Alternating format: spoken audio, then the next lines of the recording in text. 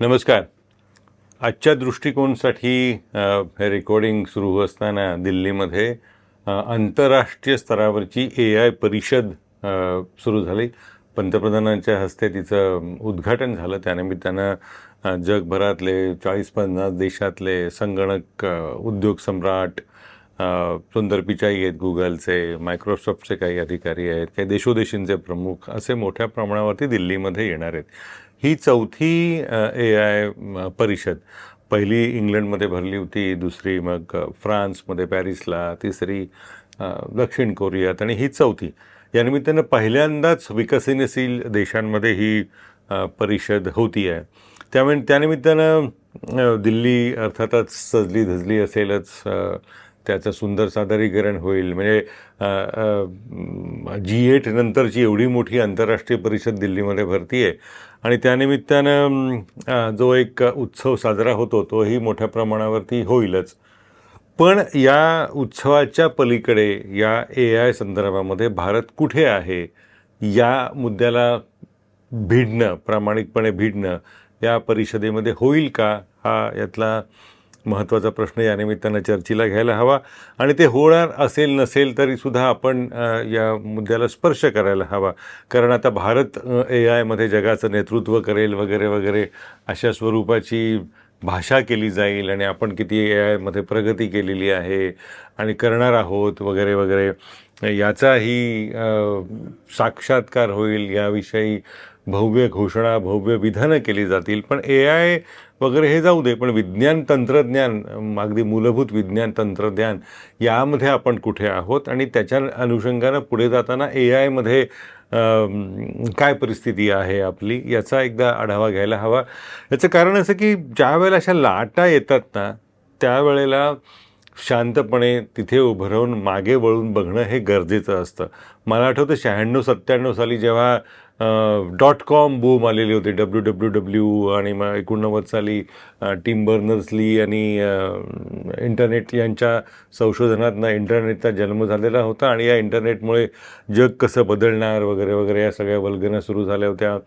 त्याही वेळेला अशाच मोठ्या आवाक्या पलीकडच्या घोषणा केल्या गेल्या होत्या, विधानं केली गेली होती आणि जग किती बदललं किती नाही हे आपण बघतच आहोत. त्याच्यामुळे जग बदलायचं असेल तर ते तंत्रज्ञान एका वेगळ्या पद्धतीने बदलतं, पण जग मूलतः तसंच असतं.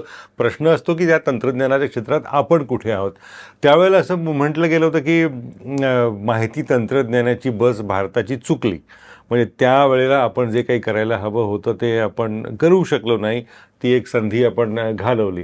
तर या पार्श्वभूमीवरती AI बस आपण धावत धावत का होईना पकडणार, अशा स्वरूपाची एक वातावरण निर्मिती केली जात आहे. काही जणांचा असाही दावा आहे की ती पकडली जातं. पुढचं AI तंत्रज्ञान भारतामधनंच विकसित होणार वगैरे वगैरे. होईलही, या म्हणजे नकारात्मक भूमिका घेण्याचं काहीच कारण नाही. पण वास्तवाकडे बघायला हवं. कारण केवळ सदिच्छेमुळे चांगलं होत नाही. सदिच्छेला प्रयत्नांची आणि त्या दृष्टीनं कष्टाची गरज असते, तरच सदिच्छेचं रूपांतर सत्कृत्यामध्ये आणि एकंदर ज्या विकासाची जी प्रारूपं आपण बघतोय त्याच्यामध्ये होऊ शकतं. आत्ता तशी परिस्थिती आहे का?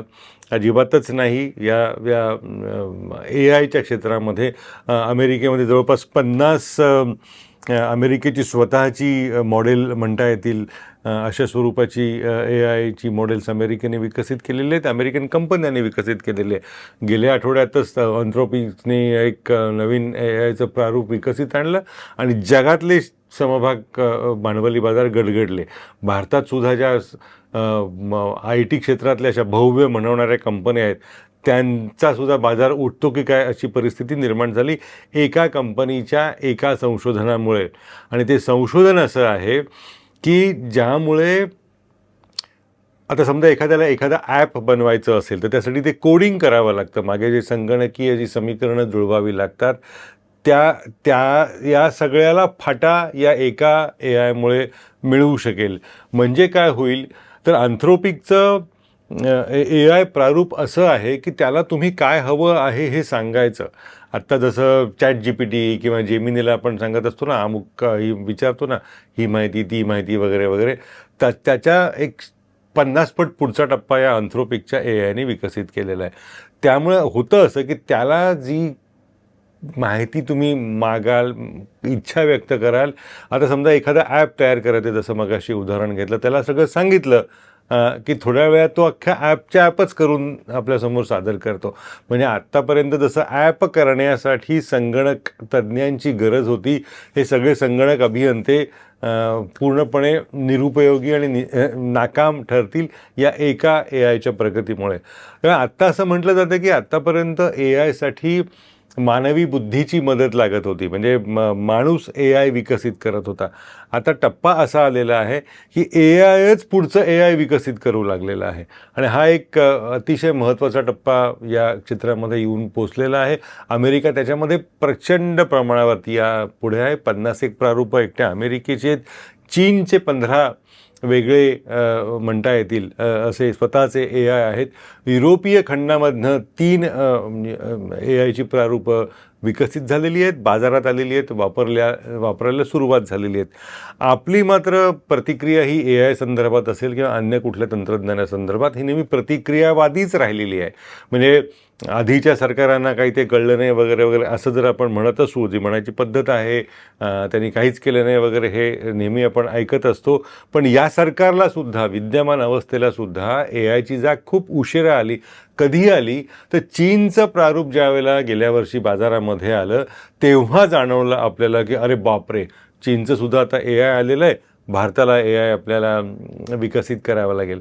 पण आपला दैवदुर्विलास असा की जो या आत्ताच्या अर्थसंकल्पामध्ये तपशील जाहीर झाला त्याच्यामध्ये दिसतोय की गेल्या वर्षीच्या अर्थसंकल्पामध्ये AI संदर्भातल्या तरतुदीसाठी AI मिशन असं एक घोषणा आपण केलेली होती. म्हणजे आपली मिशन्स असतात ना, म्हणजे चंद्रयान मोहीम असते, चंद्राचं मिशन, मंगळाचं मिशन, साक्षरतेचं मिशन, स्वच्छ भारताचं मिशन, ही आपली मिशन्स असतात. त्या मिशनचं पुढे काय होतं हे वगैरे आपल्याकडे मोजायची पद्धत नाही, हा भाग सोडून द्या. पण तसं AI मिशन होतं. AI मिशनमध्ये गेल्या वर्षी 2000 कोटी रुपयाची तरतूद केलेली होती. ती यावर्षी 1000 कोटीवरती कमी केली गेली. एवढी 1000 कोटीनं कमी केली. का? तर त्या 2000 कोटीमधले 800 कोटीच रुपये खर्च झाले. म्हणजे AIसाठी जी काही रक्कम खर्च करणं अपेक्षित होतं ती आपण करू शकलो नाही. तर ही आपली AI संदर्भातली ही वास्तवाची एकंदर जाण येईल, यावी अशा स्वरूपाची आकडेवारी. त्याच वेळेला हे सगळं कधी घडतं तर विज्ञान आणि तंत्रज्ञानामध्ये तो देश, त्या देशातल्या कंपन्या मोठ्या प्रमाणावरती गुंतवणूक करत असतात त्यावेळेला. आता भारताचा अर्थव्यवस्थेचा आकार किती? 4.5-5 लाख कोटी डॉलर्सची आपली अर्थव्यवस्था. म्हणजे आपण म्हणतोय $5 ट्रिलियन, $6 ट्रिलियन, $4 ट्रिलियन आसपासली आपली अर्थव्यवस्था.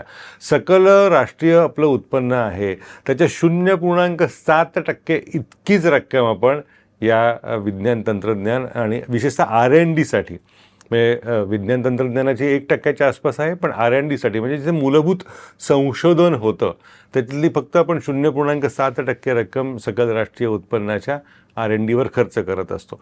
चीन जो आपला प्रतिस्पर्धी म्हटला तर आहेच आहे, शेजारी तर आहेच आहे, पण तो प्रतिस्पर्धी आपण त्याला म्हणत नाही, कारण आपल्याला पाकिस्तानला प्रतिस्पर्धी म्हणणं हे जास्त सोपं आणि चांगलं असतं. पण चीनची अर्थव्यवस्था भारताच्या 6 पट मोठी आहे. ती अर्थव्यवस्था सकल राष्ट्रीय उत्पन्नाच्या 2.7% इतकी रक्कम केवळ R&Dवर खर्च करत असते, म्हणजे रिसर्च अँड डेव्हलपमेंटवरती. आणि अर्थातच या सगळ्याचा ज्याला मेरुमणी म्हणता येईल ती अमेरिका. अमेरिकेची अर्थव्यवस्था आपण तुलनाही करू नये इतक्या प्रचंड मोठ्या प्रमाणावरती आहे. $2000 हे भारतीय नागरिकाचं वर्षाचं जर सरासरी उत्पन्न असेल तर ते अमेरिकी नागरिकाचं $78,000 इतकं असतं. तर इतक्या प्रचंड क्षमतेच्या अर्थव्यवस्थेचा आकार ज्या देशाचा आहे तो देश आपल्या सकल राष्ट्रीय उत्पन्नाच्या 3.5% इतकी रक्कम फक्त R&Dसाठी खर्च करत असतो. त्यामुळे गेल्या आठवड्यात जेव्हा युरोपीय महासंघाकडून जगातल्या सगळ्या खाजगी कंपन्यांचा R&D निर्देशांक प्रकाशित झाला, 2000 कंपन्या जगातल्या त्यांनी घेतल्या, त्या कंपन्या कुठल्या कुठल्या देशात आहेत त्याची मांडणी केली. त्याच्यामध्ये असं लक्षात आलं की या 2000 ज्या खाजगी कंपन्या आहेत, म्हणजे सरकार नाहीच आहे त्याच्यामध्ये गुंतलेली, या खाजगी कंपन्या 2000 त्यातल्या फक्त 17 भारतीय आहेत. भारतातल्या त्या 2000 कंपन्यांमध्ये भारतीय कंपन्यांचा समावेश फक्त 17 इतक्या कंपन्यांचा आहे. अमेरिकेमध्ये जवळपास 550 कंपन्या आहेत. पाठोपाठ चीन आहे 300-350 कंपन्या. युरोपीय महासंघ तितक्याच कंपन्यांना या R&Dमध्ये खर्च करत असतो. इतकंच काय, ज्या देशाच्या अर्थव्यवस्थेला आपण मागे टाकलं असं आपण आनंदाने आपल्यात मिरवतो, त्या जपानमधल्या कंपन्यांचा जर तुम्ही R&Dवरचा खर्च पाहिलात तर आणि त्यातल्या कंपन्या पाहिल्यात, त्याही जवळपास 150 कंपन्या जपानी कंपन्या या R&Dमध्ये आहेत. भारतीय कंपन्या ह्या भारताचा क्रम हा भारतातल्या फक्त 17 कंपन्या या 2000 कंपन्यांमध्ये आहेत. आणि त्या 17 कंपन्या मिळून जो काही R&Dवरचा खर्च करतात त्यातला 60% खर्च हा फक्त एका समूहाकडून होतो, त्याचं नाव टाटा समूह. आणि तो सुद्धा R&Dवरचा खर्च हा त्यांच्या ऑटोमोबाईल क्षेत्रातल्या कंपन्यांवरती म्हणजे वाहन उद्योगावरती खर्च होत असतो. त्यामुळे या क्षेत्रात आपण कुठे आहोत हे एकदा कळलं की आपण कुठे पटकन जाऊ शकतो हे कळायला मदत होईल. म्हणजे एकतर आकडेवारी इतकी धक्कादायक आहे. चीनची जी दूरसंचार क्षेत्रातली कंपनी आहे हुआई, भारतातही त्या कंपन्यांची उत्पादनं आहेत. त्या कंपनीनं गेल्या वर्षी विज्ञान आणि तंत्रज्ञान हा देशाचा अर्थसंकल्प वगैरे सोडाच, पण R&Dसाठी त्या एका कंपनीनं $23 बिलियन म्हणजे 23वरती तुम्ही 2 शून्य द्या, एवढ्या बिलियन डॉलर्स म्हणजे 2300 कोटींपेक्षा अधिक रक्कम, डॉलर्समधली ही रक्कम फक्त R&Dवर खर्च केलेली आहे. हा खर्च अख्ख्या भारतातनं R&Dवर होणाऱ्या खर्चापेक्षा अधिक आहे. त्यामुळे ही जर पार्श्वभूमी लक्षात घेतली तर या AI मिशनचा आपण किती मोठा अभिमान बाळगायला हवा याचं भान आपल्याला येऊ शकेल. ते का यायला हवं? कारण AIचं महत्त्व आहे का? कोणीच म्हणणार नाही आहे म्हणून. आहे, प्रश्नच नाही. ज्या पद्धतीनं हे संगणक क्षेत्र विकसित होतं आहे त्याला तोडच नाही. आणि विशेषतः गेल्या काही वर्षांमध्ये जी गती बघितली तर थक्क करणारी आहे. म्हणजे 3 महिन्याचं 1 वर्ष असेल इतक्या गतीनं या क्षेत्रामध्ये कंपन्यांच्या तंत्रज्ञानाच्या विकासाची गती आहे. त्यामुळे AIसाठी हे सगळं करायलाच हवं. पण त्याबरोबरीनं त्याच्यासाठीची एक दीर्घ पल्ल्याची गुंतवणूक करावी लागते, ती पण करायला हवी. म्हणजे केवळ देशोदेशींचे संगणक उद्योग सम्राट भारतामध्ये आले, त्याविषयीची चर्चा झाली, बातम्या आल्या, सरकार धार्जिण्या, सरकार स्नेही माध्यमांनी या सगळ्या विषयाचा उदोअदू केला म्हणून AIचा विकास होईल का? तसं होणार नाही. त्यासाठी जी एक दीर्घ गुंतवणूक करावी लागते ती शाळेपासनं, अभियांत्रिकी शिक्षणापासनं, महाविद्यालयीन टप्प्यापासनं ते पुढच्या विज्ञान तंत्रज्ञानाच्या संशोधनापर्यंत करणं हे खूप गरजेचं असतं. आणि त्यामुळे जसं WWWचा जेव्हा उदो झाला त्यावेळेला अशाच मोठ्या स्वरूपाच्या उत्साहाच्या लाटा वातावरणामध्ये संचारत होत्या. आणि मग भारत या WWWचं कसं म्हणजे वर्ल्ड वाईड वेब ज्याला म्हणता येईल, इंटरनेटचं कसं नेतृत्व करणार वगैरे वगैरे हे सगळे घोषणा तेव्हाही झाल्या होत्या. तिथे त्या क्षेत्रात आपण कुठे आहोत हे नव्याने सांगायची गरज नाही. त्यामुळे या उत्सवाच्या पलीकडे जाऊन AIच्या गुंतवणुकीची आपल्याला आज गरज आहे. आणि ही उत्सवाची लगबग पाहिली की मला एक फ्रेंच तत्त्ववेत्ता होऊन गेला. त्याचं एक गेल्या शतकातलं एक खूप सुंदर पुस्तक आहे. त्याच्यावरती मला वाटतं चित्रपट पण आला. त्या पुस्तकाचं शीर्षक आहे सोसायटी ऑफ स्पेक्टॅकल, म्हणजे उत्सव साजरा करणाऱ्यांचा समाज, असं त्या पुस्तकाचं वर्णन आहे. काही पाश्चात्य पत्रकारांनी भारतासंदर्भात दाखला देताना हाच शब्द वापरला होता की India is a spectacle society. सगळ्याचा उत्सव, मग सण असेल, पतंग उडवणं असेल, आणखी काही क्रिकेटचा जलसा असेल, जे काय असेल ते सतत काही ना काही उत्सव करत राहायचे. त्या मालिकेत हा उत्सव राहू नये अशी आपण इच्छा व्यक्त करायला हवी. AI हे आजच्या जगासमोरचं सगळ्यात मोठं आव्हान आहे हे मान्य केल्यानंतरसुद्धा त्यासाठी ते करायला हवं ते आपण करतोय का, हा यातला महत्त्वाचा प्रश्न आहे.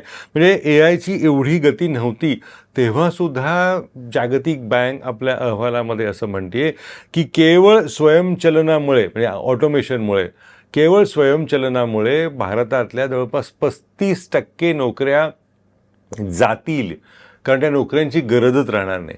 आता अगदी साधं बँकेचं उदाहरण बघा. आपल्यापैकी हल्ली किती जणांना बँकेत जायची गरजच लागत नाही, कारण नवीन नवीन तंत्रज्ञान आलेलं आहे, ऑनलाईन पेमेंट करता येतं, UPI आपलं आहे. त्यामुळे त्यामुळे ही कर्मचाऱ्यांची गरज लागणार का बँकेला? त्यामुळे ह्या AIचा जसजसा प्रसार होईल तसतशा मानवी श्रमांच्या गरजा कमी होतील का, हा यातला महत्त्वाचा प्रश्न आपल्याला भेडसावायला हवा. त्यामुळे आपण किती AI तंत्रज्ञान वापरायचं, म्हणजे AIकडे पाठ फिरवता येणार नाही हे मान्यच आहे. वैद्यक क्षेत्र असेल, अणुऊर्जा क्षेत्र असेल, विज्ञानातली अत्यंत गुह्य प्रमेय जिथे असतात, तो विज्ञानाच्या अत्यंत अभ्यासू व्यवस्थेचा भाग असेल, तिथे AI लागणारच आहे, तिथे संशोधन करायलाच हवं. पण ज्यामुळे मानवी श्रमाचीच किंमत राहणार नाही अशी जी काही क्षेत्र आहेत, ती क्षेत्र पण आपण AIला खुली करावीत का, हा प्रश्न आपल्याला विचारात घ्यावा लागणार आहे. कारण इतक्या प्रचंड प्रमाणावरती आपल्याकडे मानवी समूह कामासाठी उपलब्ध असताना, त्यांच्या हाताना काम मिळत नसताना हा AIच्या प्रगतीचा आलेख असाच पुढे पुढे जात राहिला तर माणसाच्या श्रमाची गरजच राहणार नाही. जसं मगाशी म्हणालो की आत्तापर्यंत कृत्रिम प्रज्ञेचा विकास हा माणसाकडून होत होता, आता AIकडूनच AIचा विकास होतो आहे. त्यामुळे इतक्या टप्प्यावरती जर आपण येणार असू तर ही माणसांची गरज न लागणं हे आपल्याला परवडेल का, हा यातला एक महत्त्वाचा मुद्दा. आणि जेव्हा AIची चर्चा होते त्यावेळेला मला गेल्या वर्षी युval नोआ हरारी यांनी मुलाखत दिली होती लोकसत्तेला. त्या मुलाखतीनंतर एक गप्पा मारताना त्यांनी जे एक वाक्य उच्चारलं होतं त्याची नेहमी आठवण होते. त्यांनी खूप अशी चिंता व्यक्त केली होती की AI आता काय काय करणार आहे. AIला भावना नाही आहेत, असणार नाही आहेत अजून तरी, पण तो भावना असल्याचा उत्तम अभिनय करू शकेल असं त्यांनी खूप छान समजावून सांगितलं होतं. म्हणजे त्याला प्रेम कसं व्यक्त करायचं हे कळणार नाही, पण प्रेम व्यक्त करताना काय करावं लागतं, त्यामुळे जगातल्या उत्तम 500 प्रेमकविता त्याला पाठत असतील आणि मग तो प्रेमाचा आविर्भाव आणू शकेल, प्रेमाचा अभिनय आणू शकेल आणि समोरच्याला भावना आहेत असं वाटायला लागेल, असं वागू शकेल, असं त्यांची मांडणी होती छान. आणि नंतर बोलताना ते असं म्हणाले की I am not worried about artificial intelligence. कृत्रिम बुद्धिमत्तेची मला काळजी वाटत नाही आहे. What I am worried about is human stupidity. माणसाचा मूर्खपणा हा मला जास्त काळजीचा विषय वाटतो आहे, कृत्रिम बुद्धिमत्ता नव्हे. तर हे जर सत्य जगातल्या एका अलीकडच्या या शतकातल्या एका नामवंत प्रज्ञावंत म्हणता येईल, अत्यंत अभ्यासू म्हणता येईल, एका विचारवंताने काढलेले जर हे उद्गार असतील तर या सगळ्याकडे आपण एक पूर्ण डोळसपणाने बघायला हवं. आणि मला असं प्रामाणिकपणे वाटतं की ज्या देशांमध्ये विशेषतः आपल्यासारख्या देशामध्ये प्रचंड प्रमाणावर श्रमशक्ती उपलब्ध आहे, त्या श्रमशक्तीचा वापर कसा करता येईल याविषयी अधिक संशोधन होण्याची गरज असताना या AIचा वापर किती करावा याचा एक मुद्दा आपल्याला विचारात घ्यावा लागेल. त्यामुळे AI संशोधन जर करायचं असेल तर विज्ञान क्षेत्रामध्ये R&D ज्याला म्हणतात तिथे मोठ्या प्रमाणावरती आधी आपण गुंतवणूक करायला हवी आणि त्याबरोबरीनं मग या सगळ्या परिषदेला महत्त्व प्राप्त होईल ज्या क्षणाला भारत या सगळ्या क्षेत्रामध्ये उतरेल. त्यामुळे आता हा एक चांगल्यापैकी उत्सव आहे, त्याचं महत्त्व आहे, त्यानिमित्तानं या क्षेत्राची माहिती येईल, लोकांना इच्छा निर्माण होईल. हे सगळे म्हणजे सकारात्मकच मुद्दे आहेत. पण त्याबरोबरीनं स्पेक्टॅकल केवळ उत्सवच ते स्वरूप राहू नये आणि उत्सवाच्या निमित्तानं तयार झालेला उत्साह हा पुढे कुठेतरी गुंतवणुकीमध्ये भारतातल्या मूलभूत संशोधनामध्ये दिसावा अशीच इच्छा या निमित्तानं आपल्याला व्यक्त करायला हवी. आणि त्या अनुषंगाने आपल्या व्यवस्थेनं प्रयत्न करायला हवेत.